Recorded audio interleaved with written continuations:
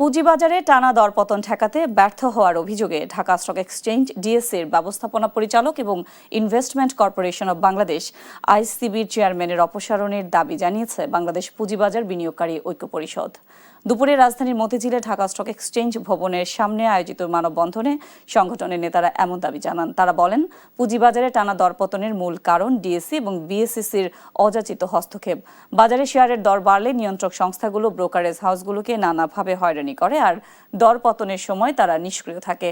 বাজারে স্বাভাবিক গতি ফেরাতে ডিএসসি, বিএসইসি ও আইসিবির মধ্যে সমন্বিত উদ্যোগ এবং অযথা হয়রানি বন্ধ করার দাবি জানান বিনিয়োগকারীরা।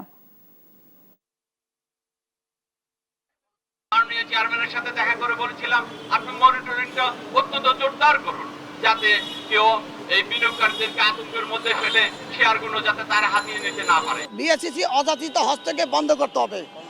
2 নম্বরে বড় বড় ইনভেস্টরদেরকে হ্যারাসমেন্ট বন্ধ করতে হবে। 3 নম্বরে ডিএসসি এসএসসি সমন্বয় করে সিদ্ধান্ত নিতে হবে। 4 নম্বরে এনবিআর, আইসিবি, ডিএসসি এরা যে কোনো সিদ্ধান্ত সমন্বয় করে সিদ্ধান্ত নিতে হবে। আমরা দীর্ঘ বছর ধরে নির্যাতিত, নিষ্পেষিত, শোষিত, আমরা অর্থ হারাইছি, আমরা সম্মান, আমাদের সম্মান সব শেষ হয়ে গেছে।